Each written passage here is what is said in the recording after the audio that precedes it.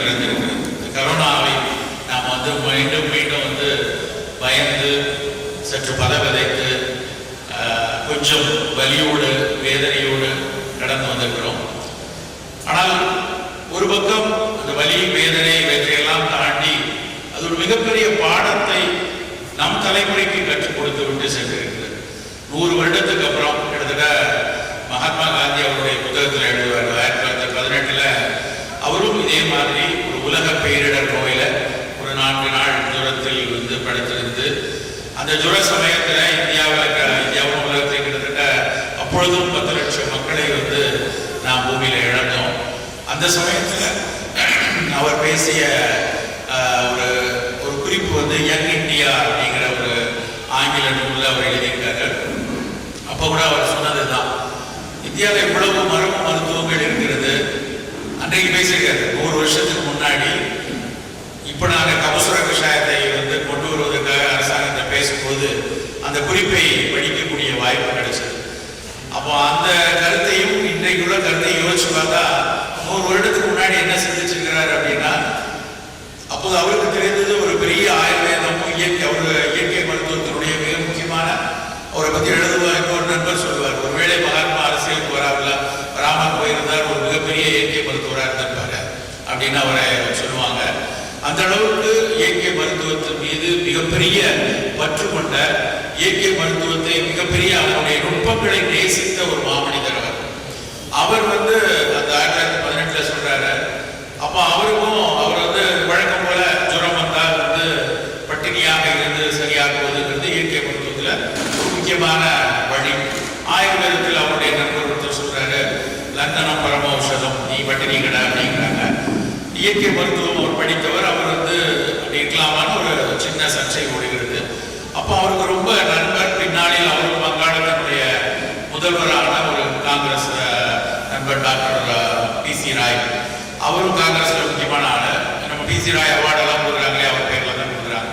அவர் வந்து நவீன மருத்துவர். அவர் வந்து சொல்றாரு, இல்லை காந்தி, நீங்க வந்து ஊசி போட்டுக்கணும், ரொம்ப சிக்கலான ஒரு சூழலா இருக்கு, உங்களை இழக்க முடியாது, நீங்க அதை எடுத்துக்கோங்க அப்படின்னு சொல்லி ஒரு விவாதம் நடக்கிறது. அப்புறம் அவர் அந்த சமயத்தில் அவருடைய நண்பருடைய பேச்சை கேட்டு அவர் வந்து நவீன மருத்துவம் எடுத்துட்டு அவர் எழுதுறாரு. அப்ப கூட அவர் உள் மனது வந்து அதில் வந்து ஒரு ஒட்டாமல் அவர் சொல்றாரு, நான் இந்தியா இவ்வளவு பெரிய நாடு, இவ்வளவு பெரிய இயற்கை மருத்துவர்கள் இருக்காங்க, ஆயுர்வேத மருத்துவத்தில் இவ்வளவு உயர்ந்த மருத்துவர்களாக இருக்கிறாங்க.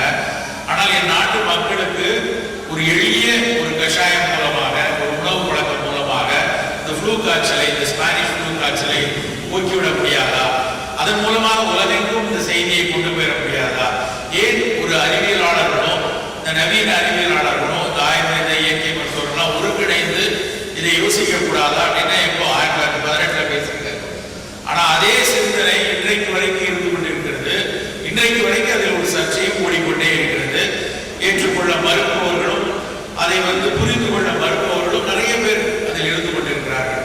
எதற்கு இதை சொல்கிறேன் என்றால், 100 வருடத்திற்கு அப்புறம் மறுபடி அதே மாதிரியான ஒரு காலகட்டம். இந்தியாவில் வந்து ஜான் ஹாப்கின்ஸ் பல்கலைக்கழகமும் மெசச்சூட்ஸ் மெடிக்கல் யூனிவர்சிட்டியும் சொல்லியிருந்த சில புள்ளி விவரங்கள், நான் வந்து கரோனாவினுடைய டாஸ்க் ஃபோர்ஸ் கமிட்டியில இருந்தப்ப அந்த புள்ளி விவரங்களை எல்லாம் படித்து மூத்த அதிகாரிகளை எல்லாம் அதெல்லாம் விவாதித்துக் கொண்டிருந்த காலம் உண்டு. உண்மையிலேயே நடுநடுங்கி போய்தான் அந்த எண்ணிக்கைகளை எல்லாம் பார்த்து கொண்டிருந்தோம். தமிழகத்தில் மட்டும் இத்தனை உயிரிழப்புகள் வருவதற்கான வாய்ப்பு இருக்கிறது, இந்தியாவில் இவ்வளவு உயிரிழப்புகள் நடக்கும் என்று அனுமானித்து மருத்துவ கணிதவியல் மூலமாக எபிடமாலஜிஸ்டுடைய டேட்டா படி நிறைய அனுமானித்து சொன்னாங்க. அதெல்லாம் வந்து நடந்திருந்தா ரொம்ப பொறுப்பி போயிருந்தோம். ஆனால் அப்படியெல்லாம் நடக்கவில்லை. ஓரளவுக்கு அது வந்து எதிர்பார்த்த அனுமானத்தை விட நம்ம ஊரில் பெரிய அளவில் பாதிப்பை உருவாக்கவில்லை என்றுதான் நம்ம சொல்லணும். ஒவ்வொருத்தரும் ஒரு காரணங்கள் சொல்லுவாங்க. அரசாங்கம் வந்து நாங்கள் மிகச்சிறப்பாக கண்டுபிடித்து இருக்கிறோம், ஒரு காரணம் சொல்லலாம்.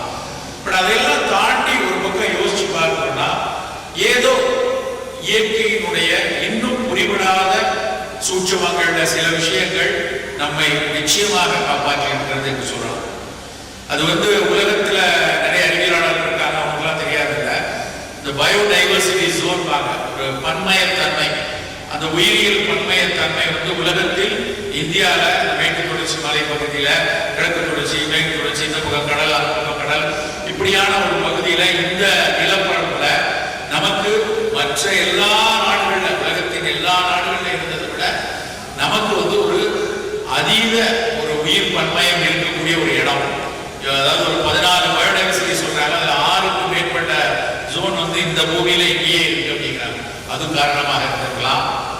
எனக்கு முன்னால் பேசிய பேராசிரியர்கள் சொன்னாங்களே, அந்த 84க்கு வந்து 56 அமைப்புகளை எத்தனை தலைமுறைகளாக நாம் எடுத்து வரணும். இப்ப நான் இங்க பேசுறேன் அப்படின்னா, நான் சொல்லக்கூடிய உரை வந்து நான் படித்த புத்தகங்கள், எனக்கு ஆசிரியர்கள் கற்றுக் கொடுத்தது, என் தந்தை எனக்கு சொன்னது, தாத்தா எனக்கு சொல்லி அவரிடமிருந்து நான் கற்றுக் கொடுத்தது மட்டும் அல்ல.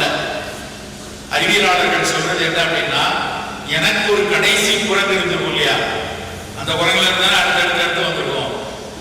அந்த குரங்கிலிருந்து என்னுடைய தகப்பனார் வரைக்கும் உள்ள ஒவ்வொரு தலைமுறையிலையும் ஒவ்வொருத்தருடைய மரபணுக்களுக்குள்ளேயும் அந்த ஒரு தலைமுறை கடந்து வரும்போது அது சூழலில் இருந்து அவர்களை காப்பாற்றிக் கொள்ள அன்றைக்கு இருந்த உணவு பழக்கம், அன்றைக்கு இருந்த வாழ்வியல், அன்றைக்கு இயற்கை கொடுத்த விஷயம், இதெல்லாம் பதிவு செஞ்சு அந்த பதிவுகள் என்னுடைய செல்களில் எல்லா செல்களையும் அதெல்லாம் சேர்ந்துதான் நீங்க நம்ம பேசுற விஷயம். நமக்கான நோய் பாதுகாப்பு எல்லாமே அப்படி இருக்கு. அந்த 56 அவர் சொன்ன விஷயம் வந்து அப்படியானதுதான்.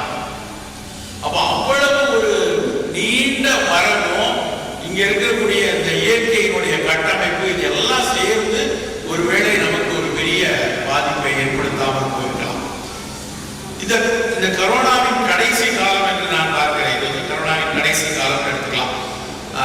நிறைய பேச்சு அடிபடுது. ஒன்று வந்து நமக்கே கிட்டத்தட்ட 30% இங்க இருக்கிற மக்கள்ல நிச்சயமா 25-30% பேருக்கு அதனுடைய ஆன்டிபாடிஸ் ரத்தத்தில் இருக்கும். வந்து போயிருக்கலாம், இல்ல வந்ததே தெரியாமல் அது வந்து கடந்து போனதுக்கு அப்புறமா ரத்தத்துல அதுக்குரிய எதிர் அணுக்கள் வந்து நம்ம உடம்புல இருக்கலாம். இந்த ஆன்டிபாடிஸ் எவ்வளவு நாள் நமக்கு பாதுகாப்பு தெரியாது. 120 நாள் கொடுக்குறான், 90 நாள் கொடுக்குறான், தெரியல. அறிவியலாளர்கள் ஆய்வு கொண்டே இருக்கிறாங்க. பிப்ரவரி மாதத்துல வந்து இதற்கான தடுப்பூசி வந்து நம்ம ஊர்ல வர ஆரம்பிச்சுருக்கிறாங்க. நம்ம ஊர்ல இருந்து போன ஒரு மூத்த விஞ்ஞானி, உலக சுகாதார நிறுவனத்தினுடைய தலைமை விஞ்ஞானியா இருக்கிற சௌமியா சாமிநாதன் அவர்கள் அவங்க சொல்றாங்க, ஒட்டுமொத்த ஒரு வருஷத்துல அடுத்த ஒரு ஆண்டுகளுக்குள்ள 20% மக்களுக்கு நாங்கள் வேக்சின் கொடுப்போம் அப்படிங்கிறாங்க. 20% அவங்களோட கால்குலேஷனே. இந்தியாவிலையும் ஒருவேளை ஒரு 15 கோடி பேருக்கு மேல வேக்சின் கிடைக்கலாம். அந்த வேக்சின் எப்படி இருக்க போகிறது? அது முழுமையாக பாதுகாப்பு தருமா, ஒவ்வாமைகளை கொடுக்குமா, இல்லை என்றால் எதிர்பார்த்ததை விட மிகச்சிறப்பான ஒரு பாதுகாப்பை தருமா, எல்லாம் வந்தாதான் தெரியும். நிறைய ஆய்வாளர்கள் அதை பற்றி தெரிந்து கொண்டே இருக்காங்க. இதெல்லாம் வச்சு ஒட்டுமொத்தமா பார்க்கும்போது என்ன நாம் புரிந்து கொண்டிருக்க வேண்டும்? இந்த 10 மாதங்கள்ல தனிச்சு எல்லாரும் வீட்டிலே உட்கார்ந்துருந்தோமே, இந்த கரோனா வந்துச்சு, இது என்னெல்லாம் பண்ணிச்சு, இதை பற்றி தினம் சாயந்தரம் 5 மணிக்கு அமைச்சர் செய்திகள்னு ஒரு செய்தி ஓடிக்கிட்டே இருக்குது. 6 மணிக்கு அமைச்சர், நம்ம ஊர் மக்கள் நலவளத்துறை அமைச்சர் வந்து 6 மணிக்கு சில புள்ளி வரத்தை ஒரு 6 மாசமா சொல்லிட்டே இருந்தார். ஒவ்வொரு தடையும் சொல்லும் போது எல்லாரும் வந்து உற்று பார்த்தது என்னன்னா, இன்னைக்கு எத்தனை பேர் போயிட்டாங்க, அப்புறம் யார் போனாங்க, அந்த போனவங்க லிஸ்ட்ல நம்மள மாதிரியே இருக்காங்களா யாராவது, இது அவ்வளவு பேர் மனசுலயும் ஓடுனது. கோமார்பிலிட்டி அப்படிங்கிற ஒரு வார்த்தை எல்லாருக்குமே பரிச்சயம் ஆயிடுச்சு. மருத்துவ கல்லூரியில் படிக்கிற மாணவனுக்கு தான் அதிகம் அந்த வார்த்தை வந்து கோமார்பிலிட்டி அப்படிங்கிறது சொல்லுவாங்க. ஆனா வெகுஜன மக்கள் எல்லாரும் நம்ம அரசாங்கம் சொன்னதுனால அந்த பழகிட்டாங்க. இன்றைக்கு வந்து ஒரு 60 பேர் இறந்து போயிருக்காங்க. அந்த 60 பேர்ல 49 பேர் வந்து கோமார்பிலிட்டி உள்ளவங்க. அந்த கோமார்பிலிட்டி அப்படின்னா சர்க்கரை வியாதி, இரத்த கொதிப்பு, புற்றுநோய், நாட்பட்ட நுரையீரல் நோய்கள், வேறு ஏதாவது ஒரு நுரையீரல் நோய்கள் இருந்த ஏற்கனவே நோய்வாய்ப்பட்டிருந்த நபர்கள்ல தொற்று பெற்றவர்கள் 49 பேர் இறந்து போயிட்டாங்க இப்படிங்கிற ஒரு செய்தி வரும். மீதி 10 பேர் யாரு அப்படின்னு பார்த்தா முதியவர்கள், ஒரு 70 வயதை விட்டவங்க, 72 வயது விட்டவங்க இறந்து போயிருக்காங்க. ஆனாலும் ஒரு 3 பேர் 4 பேர் ஒரு 40 வயது 45 வயதுல இறந்து போயிருக்காங்க அப்படிங்கிற செய்தி வரும். இந்த செய்தியை பார்த்து வதைக்காத உள்ளங்களே தமிழ்நாட்டில் இருந்துக்க மாட்டாங்க. எல்லாரும் மனசுக்குள்ள வந்து அவ்வளவு ஒரு பதவிப்படுறது. குறிப்பா முதியவர்கள், 70 வயசு 65 வயசுல இருக்கிறவங்களோட மனம் வந்து எவ்வளவு வேதனையில் இருந்து கொண்டு ஒரு மருத்துவனாக என்னுடைய நோயாளிகள்ல நிறைய பேர் 65-70 வயதுல இருக்கிறவங்க பல பேர் பகிர்ந்து கொண்ட விஷயம், அவங்க எனக்கு தொலைபேசியில பேசி அவங்க சில சமயத்தில் சந்திக்கும் போது சொன்ன விஷயங்கள் பார்க்கும்போது இப்படியான ஒரு புதுமை போன தலைமைகள்லாம் கிடையாது. அவ்வளவு பயந்து ரொம்ப வேதனையோட இருந்தாங்க. ரெண்டாவது ரொம்ப பயந்து இருந்தது யார் அப்படின்னு பார்த்தீங்கன்னா சக்கரை வியாதிக்காரர். ஒரு விஷயம் வந்து எங்களுடைய மருத்துவமனையை வச்சு உள்ள புள்ளிகளுக்கு எடுத்தாலே கடந்த ஒரு மார்ச் 25க்கு அப்புறம் இந்த அக்டோபர் வரைக்கும், அக்டோபர் கொஞ்சம் மாறி போச்சு, இந்த மார்ச்ல இருந்து அக்டோபர் வரைக்கும் பெருவாரியான மக்கள் சர்க்கரையை மிகச்சிறப்பாக வச்சிருந்தாங்க. எல்லாரும் அது வரைக்கும் 8.5 HbA1c இருந்தவங்க எல்லாம் 5.8 6.1 கொடுத்தாங்க. சர்க்கரை எல்லாம் 70 சர்க்கரை சாப்பாடு முன்னாடி 80 தான் சார் இருக்கு, இப்போ 90 தான் சார் இருக்கு அப்படின்னு சொல்லக்கூடிய ஒரு பேச்சை அடிக்கடி கேட்க முடிஞ்சது. காரணம் என்னன்னா ஒரே ஒரு வார்த்தை தான், பயம். எங்க சர்க்கரை கூட இருந்தா நம்மளும் போயிடுவோமோ, இந்த கரோனா வந்து கண்டுபிடிச்சிருமோ அப்படிங்கிற ஒரு பயம் வந்து பெருவாரியான மக்களுக்கு இருந்து ஒரு நல்ல விஷயம் இருக்கு. இது ஒரு தகவல். இன்னொரு தகவல் என்னன்னா பல மருத்துவமனைகள்ல வேற எந்த நோயாளியும் வரல, எல்லாரும் நல்லா இருந்தாங்க. என்னுடைய நண்பர்கள் நிறைய நவீன மருத்துவமனை மருத்துவர்கள் நிறைய பேர் இருந்தாங்க. நிறைய பேர் ஒவ்வொரு சார் ஸ்ட்ரோக்கே வரல சார், ஒரு நாளைக்கு 40 பேர் பார்த்துட்டு இருந்தோம் சார், பக்கவாதத்தையே காணும், ஹார்ட் அட்டாக்கே காணும், அதை விட வயிற்று வெளியவே காணும். அந்த பேண்ட் மரசோட போட்டுட்டு தான் வெளியே போவாங்க சார். அந்த பேண்ட் பாட்டி இல்லாம நடக்க மாட்டாங்க. உடம்புல எல்லாம் ஊற்றி சாப்பிட்ற ஆளுங்கெல்லாம் இருக்காங்க, அவங்க எல்லாம் வாங்குறதே இல்லை. கேஸ்ட்ரோவே காணும். விளையாட்டுல உண்மையாக நடந்த விஷயம். பல மருத்துவமனைகள்ல அவசர சிகிச்சை பிரிவுகளை மூடிடலாமாங்கிற அளவுக்கு இருந்தது. பெரிய பெரிய மருத்துவமனைகள், நான் சொல்றது சின்ன குடி குடிலாம் இருக்கு, ஒரு நாளைக்கு 50 பேர் 60 பேர் வரணும். ஒரு விஷயம், ரோட் டிராபிக் ஆக்சிடென்ட் குறைஞ்சது. பிகாஸ் என்னன்னா வாகனங்கள் இல்லை, விபத்துகள் நடக்கல. ஆனா மூளையில ரத்த கசிவு வந்த பல பக்கம் ஏன் ரத்த கசிவு வரல, ஏன் சர்க்கரை கூடல, எதனால ரத்த கொதிப்பு உயரல, எதனால வந்து அவர்களுக்கு வந்து தீவிர நோய் நிலைகள்லாம் அந்த நேரத்தில் நடக்கல யோசிச்சு பார்த்தோம்னா கொஞ்சம் கட்டுப்பாடான வாழ்க்கையை கரோனா கொடுத்தது. உண்மையா இல்லையா? நிச்சயமா ஒரு கட்டுப்பாடு வந்துச்சு. ஒரு இழப்பு இருந்தது, நமக்கு ஒரு வணிக ரீதியான இழப்பு. நம்முடைய சக வணிக நண்பர்கள் வலியோடு அதை கடந்து வந்தாங்க, உண்மைதான், அது ஒரு பக்கம். ஆனால் ஒரு உடல் நலம் சார்ந்து நம்ம பார்த்தோம்னா பல பேர் நல்லா இருந்தாங்க. டாக்டரை பார்க்கலைனாலே பேஷண்ட் நல்லா இருப்பாங்கிறது முதல் முறையா கரோனா வந்து காட்டி கொடுத்து போச்சு. அதுக்கு காரணம் என்னன்னு பார்த்தா பல பேர் வந்து வீட்டு சாப்பாடு சாப்பிட்டாங்க. முதல் விஷயம், இல்லத்தில் அமர்ந்து சாப்பிடக்கூடிய ஒரு பழக்கம் இருந்துச்சு. பல பேருக்கு வந்து இலகுவான உரையாடல்கள் ஓடிச்சு வீட்டில். இந்த இலகுவான உரையாடல்கள் வந்து தொலைச்சே போகும். சாப்பிட்டியம்மா, காப்பி குடிச்சிங்களா, இந்த கொஞ்சம் குழம்பு கூட கொஞ்சம் ஊற்றுக்கோங்களேன், இந்த கடைசி வாய் வாங்கிக்கோய, இந்த சோறு கொஞ்சம் மீதி வைக்காம இடம், இந்த மாதிரி சொற்றொடர்கள் 8 மாதமா தான் திரும்ப ஊருக்கு வந்துச்சுங்க. வீடுகள்ல இதெல்லாம் நடந்துச்சு. நேரத்துக்கு சாப்பிடலையா, இந்த கேள்வியே நடக்கல. அப்படி இருந்த ஒரு விஷயத்த கொஞ்சம் ஒழுங்கா கொண்டு வந்தோம். அது பெரிய விஷயமா நடக்கும். மொட்டை மாடி ஒரு மிகப்பெரிய உலகமாக தெரிஞ்சது. நான் புதுசா ஒரு வாடகை ஒரு வீட்டுக்கு ஒரு 6 வருஷத்துக்கு முன்னாடி போனேன். அந்த வீடு வாடகைக்கு எடுக்கும் போது வீடை போய் பார்க்கறதுக்கு நான் வந்து எல்லா ரொம்ப ஏறி இறங்கினேன். 6 வருஷத்துக்கு அப்புறம் இந்த கரோனா காலத்துல தான் நான் மொட்டை மாடி போனேன். மொட்டை மாடின்னு ஒண்ணு இருக்குன்னு தெரிஞ்சது எனக்கு மார்ச் மாசம் கடைசி தான். அந்த வரைக்கும் நம்ம போகவே இல்லை. நம்ம வருவோம், வீட்டுக்கு போவோம், வேலைக்கு போவோம், வீட்டுக்கு போவோம், வேலை எங்கேயும் போக முடியல. உடனே ஒரு நாள் மாடியில் ஏறி பார்த்தா எனக்கு வந்து அப்படியே ஒரு சுவிட்சர்லாந்து, ஆஸ்திரேலியா, ஆக்லாந்து அங்கெல்லாம் பார்க்காத விஷயங்கள் என் வீட்டு மொட்டை மாடியில் இருக்கு. சென்னை தெரியும் உங்களுக்கு, நெருக்கமான ஊர். ஆனாலும் எங்க வீட்டு மாடியில பார்த்தா அவ்வளவு அழகா இருக்கு. ராத்திரி நிலா வருது, மேகங்கள் அழகா இருக்கு, புறா வருது, பட்டாம்பூச்சி இருக்கு, எல்லாத்தையும் பாருங்க. நம்ப மாட்டீங்க, 6 மாதமும் சாயந்தரம் ஆனா 6:30-7 மணிக்கு நம்ம வீட்டுல எழுதுவதோ படிப்பதோ பேசுவதோ எது இருந்தாலும் மொட்டை மாடியில் தான். ஒரு புதிய உலகம் ஒன்று என் தலைக்கு மேலே இருப்பது எனக்கு கற்றுக் கொடுத்தது காரணம். அப்படி ஒருத்தருக்கும் பல நல்ல விஷயங்கள் வந்து இந்த ஒரு காலகட்டத்தில் நமக்கு கிடைச்சது. அறிவியலாளர்களுக்கு நிறைய புரிஞ்சது. நம்ம வெகுஜன மக்களின் புரிதல் இப்படி. அறிவியலாளர்கள், மேற்கத்திய நவீன அறிவியலாளர்களாக இருக்கட்டும், பல நுட்பமாக இந்த உலகை ஆராயக்கூடிய மக்கள் பல பேருக்கு இந்த காலகட்டத்தில் என்னதான் நடக்குதுடா அப்படின்னு பார்த்தா சூழல் அவ்வளவு சிறப்பாக அமைந்திருக்கிறதா கண்டுபிடிக்கிறாங்க. ஏன் இந்த மாதிரி நோய்கள் ஒரு பக்கம் நம்ம விவாதமா, சுற்றுச்சூழல் மிகச் சிறப்பாக இருந்து கொண்டிருக்கிறது அப்படிங்கிறத அறிவியலாளர் கண்டுபிடிக்கலாம். நம்ம போய் பார்த்தோம்னா டிவியில நிறைய விலங்குகள் சாலையை கடந்து போவது, பறவைகள் புதுசா வர்றது எல்லாம் தொலைக்காட்சியில பார்த்தோம். அதெல்லாம் ஒரு சின்ன சின்ன எடுத்துக்காட்டு. கடல் மிக அழகா இருந்துச்சு. கடலில் வாழ் உயிரினங்கள்லாம் கொண்டாடிட்டு இருந்துச்சு. டால்ஃபின் எல்லாம் குதிச்சு ஆடிச்சு. மற்ற எந்த நேரமும் பார்க்க முடியாத அளவுக்கு நலமாச்சு. அதற்கும் இங்க சக்கரை குறைஞ்சது, ரத்த கொதிப்பு குறைஞ்சது, மூளையில கசிவு வராததுக்கும் சம்பந்தம் இருக்கும். சூழல் சரியாக இருக்கும் போது, உணவு சரியாக இருக்கும் போது, வாழ்வியல் சரியாக இருக்கும் போது நம் வாழ்வு சிறப்பாக இருக்கும். அவ்வளவுதான் நம்ம கத்துக்கிட்ட ஒரே விஷயம் தான். நம்முடைய இன்னைக்கு அத்தனை நோய் கூட்டங்களுக்கும் மிக அடிப்படையான ஒரு தவறு நிகழக்கூடிய இடம். முதல் விஷயம் உணவு, இரண்டாவது விஷயம் வாழ்வியல், மூணாவது சூழலும் மனம்.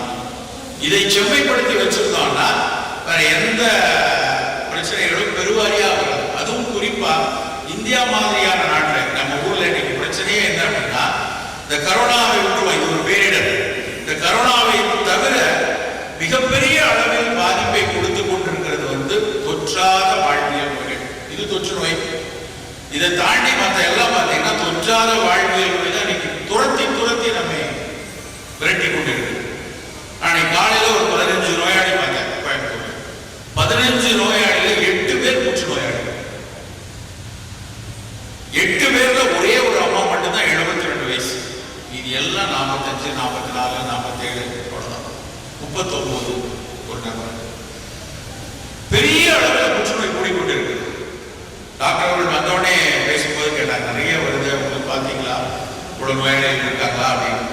உண்மையிலேயே வேதனையா இருக்கு பார்க்கும்போது. பல நேரங்கள்ல சற்று முக்கிய சூழல்ல உடம்பெங்கும் பரவிய நிலையில வரும்போது என்ன செய்ய முடியும்னு கையெழு நிலை பார்க்கலையா, அந்த மாதிரி நிலையில பல இளம் புற்று நோயாளிகளை பார்க்கணும்.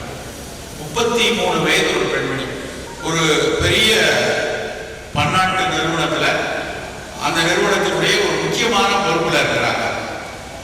விரும்பி ஒருவரை திருமணம் செய்து கொண்டு வேறு ஒரு நாட்டிற்கு சென்று விடுகிறார். சென்ற பிறகு அவர்கள் ஒரு மிகப்பெரிய சிக்கலில் மாட்டி இருக்கிறார்கள் என்று அவங்களுக்கு தெரியும். திருமணம் மறுக்கப்பட்டு விவாகரத்தாகி திரும்ப வராங்க. வந்த 6 மாதத்தில் கடுமையான மன உளைச்சல். இந்த பணியே விட்டாச்சு. திருமணம் செய்து போன இடத்திலையும் அவர்களுக்கு ஒரு பெரிய ஏமாற்றம், ஒரு மிகப்பெரிய வலி, மார்பக புற்றுநோய். அந்த மாதிரி அவங்க தாய் தந்தைகள்லாம் எதுவும் கிடையாது, தகப்பனுக்கு அவங்க கிடையாது, கூட பிறந்த யாருக்கும் எதுவும் கிடையாது. இந்த அம்மா வெறும் திருமணமாய் 29-30 வயதுல, இப்போ 2 வருஷம் கூட 30 வயது புற்றுநோய். ரொம்ப தெளிவா எந்த விதமான மரபு காரணங்களும் இல்லாம இப்போ புற்றுநோய். நாங்கெல்லாம் படிக்கிற காலத்துல பெண்களுக்கு மார்பக புற்றுநோய் எப்போ வரும் அப்படின்னு கேட்டா, பாலூட்டாத தாய்மார்கள் அல்லது திருமணம் செய்து கொள்ளக்கூடிய ஒரு சூழல் இல்லாமல் போன முதியவர்கள அவர்களுடைய முதுமை 80 வயது 75 வயசுல அவர்களுடைய மரபில் புற்றுநோய்க்கான கூறுகள் இருந்தா வரும் அப்படின்னா நாங்க படிச்சோம். ஆனா இன்னைக்கு என்னன்னா, யாருக்கு மார்பக புற்றுநோய் கூடுகிறது என்று ஒரு புள்ளி விவரத்தை நம்மளுடைய தேசிய புற்றுநோய் நிறுவனம் அறிவிக்கும். யாருக்கு அதிகம் இருக்குன்னா 30 to 40 வயசுக்கு இருக்கிற பெண்கள் தான் அதிகமா இருக்கு. என்ன நடந்துச்சு?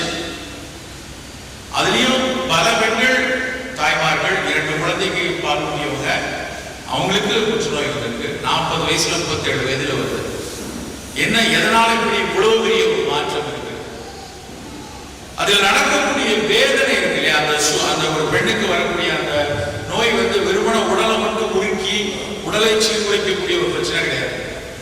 ஒட்டுமொத்த குடும்பம், அப்புறம் அந்த பெண்ணுக்கு இருக்கக்கூடிய மிகப்பெரிய மன அழுத்தம், குடும்பம் அதை ஏற்றுக்கொள்ளக்கூடிய ஒரு சூழல், இப்படிலாம் அதை எல்லா வகையிலும் 360 டிகிரியில பார்த்தீங்கன்னா அது கொடுக்கக்கூடிய வலியும் வேதனையும் பெரிய விஷயம். வரும்போது நான் வண்டியில வரும்போது ஒரு நண்பர் எனக்கு குறுஞ்செய்தி அனுப்புறாரு.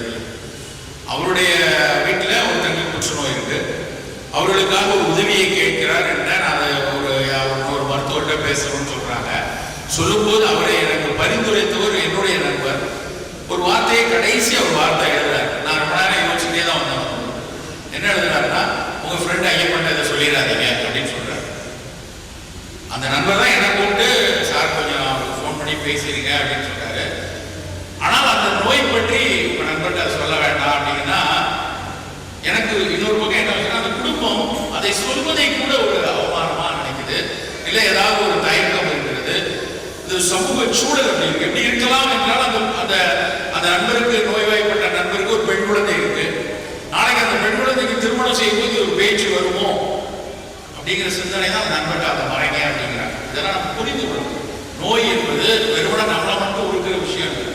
நம் போன்ற இந்திய சமூகத்தில் அது கொடுக்கக்கூடிய வலியும் வேதனையும் பிற நாடுகளை விட மிகப்பெரிய அளவில். சர்க்கரை வியாதி முன்பெல்லாம் ஒரு அது பேரே ரிச் மேன் டிசீஸ் நாங்கள் படிக்கிற காலம். பணக்காரர்களுக்கு நான் சொல்ல முந்திரி பருப்பை வறுத்து சாப்பிட்றவங்களுக்குலாம் வரும், இல்லைன்னா மூட்டில் பசி வரும் இல்லையா, அவங்களுக்கு மட்டும்தான் அந்த நோய் வரும். நாங்கள்லாம் கிண்டல் பண்ணி படிப்போம். நமக்கெல்லாம் வராதா, எல்லாம் பணக்காரனுக்கு வருவது. நீங்க அப்படி இல்லை.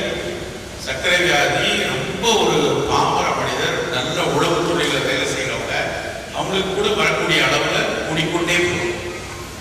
ரத்த கொதிப்பு இளம் வயதுல 26 வயசு 27 வயதுல ரத்த கொதிப்பு. கருவுற்று இருக்கிறார் ஒரு உறவுக்கார பெண். கருவுற்று குழந்தை 6 மாதம் ஆயிட்டு இந்த பெண்ணுடைய ரத்த கொதிப்பு கட்டுப்படல. மிகப்பெரிய அளவில் மருத்துவருடைய அழுத்தம், அந்த குழந்தையை எடுத்தாகணும். 6 மாதம் கூட ஆகல. 625 கிராம் தான் வெயிட் பேபிக்கு. 625 கிராம்ல பேபியை வெளியிடுங்கிறாங்க மருத்துவர். வெளியிடுதா பிழைக்குமா என்னன்னு தெரியாது, அது எடுத்தாதான் தெரியும் அப்படின்னு ஒரு பக்கம். 4 ஆண்டுகளுக்கு அப்புறம் கருத்தரித்திருக்க ஒரு பெண்ணுக்கு எந்த அளவுக்கு வலி இருக்கும், தன்னுடைய குழந்தையை மிஸ் பண்ணலாம். நானே போனால் பரவாயில்ல, குழந்தை வேணும்னு அவங்க ஒரு அழுக. அவருடைய கணவர் பார்த்து கொண்டிருக்கிற கணவருக்கு என்ன செய்வது, எனக்கு என்னாலும் அவளுக்கு எதுவும் ஆயிடக்கூடாது, குழந்தை பின்னாடி பார்த்துக்கலாம் அப்படின்னு அவர் ஒரு பக்கம் மனவேதனையோடு பார்க்கிற சூழல். எல்லாத்துக்கும் ஒரு காரணம் இளம் வயதில் ரத்த கொதிப்பு. அதனால விளையாட்டாக நினைக்க முடியாத அளவுக்கு இந்த மாதிரி நோய் கூட்டங்கள் கூடிக்கொண்டே. இந்த நோய் கூட்டங்கள் வருவதற்கான ரொம்ப அடிப்படையான ஒரு காரணம் நம்முடைய உணவின் மீதான அக்கறை இல்லாமல் போனது. நாம் சாப்பிடக்கூடிய, நாம் குடிக்கக்கூடிய பானங்கள்ல இருந்து சாப்பிடக்கூடிய ஒரு உணவுகளையும் மிகப்பெரிய அளவில் வணிக வன்முறைகள். ரொம்ப கவனமா எச்சரிக்கையா பார்த்து நம்முடைய உணவை தேர்ந்தெடுக்க வேண்டிய ஒரு சூழல். அதுவும் நீங்கள் அத்தனை பேரும் உணவு உற்பத்தியாளர்கள், உழவில் இருக்கிறோம். நமக்கு நாங்கள் அடிக்கடி வலியுறுத்தி சொல்லக்கூடிய விஷயம் அறம் சார்ந்த ஒரு சிந்தனை. உழவு மாதிரி அறத்தின்பால் உள்ள முதல் தொழில் உழவு தான். அதனாலதான் உழவே தலை என்று நம்முடைய வள்ளுவாசன் சொன்னாங்க. அப்படி இருக்கிற இந்த இடத்துல இருந்து நாம் செய்யக்கூடிய, நாங்கள் வரும்போது ஒரு நல்ல உங்களுடைய கூட்டுறவு உற்பத்தியாளர்களுடைய விற்பனை நிலையத்தை போய் பார்க்கிறோம். வேறே அவ்வளவு அன்னம். அந்த அன்னம்ங்கிற ஒரு சொல் இங்கே உள்ள தமிழ் இப்போ ஒரு சொல் மட்டும் கிடையாது, 3000 வருஷமா இருக்கு சொல். அவ்வளவு முக்கியமான ஒரு பெயரை வைத்து ஒரு பொருட்களை நம்ம தயாரிக்கிறோம். அதனோட சொல்லும் போதே அவ்வளவு மனசுக்கு சந்தோஷமா, அதை கேட்கும் போது அவ்வளவு நல்லாச்சு. நாங்கள் எவ்வளவு அழகாக, எவ்வளவு முக்கியமா இதை நாங்கள் தீங்கு இல்லாமல், பிழை இல்லாமல், கலப்படம் இல்லாமல் ஒரு சிறப்பாக ஒரு பொருளை நாங்கள் தயாரிக்கிறோம். அது எல்லாரும் கூட்டுறவா அதை செய்யறோம் அப்படின்னு சொல்லும் போது, இது போன்ற ஒரு விற்பனையும் அறம் சார்ந்த வணிகமும் அந்த நாட்டுக்கு தேவை. ஒரு பொருளையும் இப்படியான அக்கறையோடு நாம் அதில் பார்த்த அவராக இருக்கட்டும், அதில் பார்த்த கம்பு அரிசியாக இருக்கட்டும், நாட்டு சர்க்கரையாக இருக்கட்டும், ஒரு விஷயங்களையும் கலப்பில்ல, எந்த விதமான ரசாயன இதுவும் இல்லை, அவ்வளவு நேர்த்தியாக ஒரு உடலுக்கு எந்த விதத்திலும் தீங்கு செய்யாத பொருளாக இருக்கிறோம்.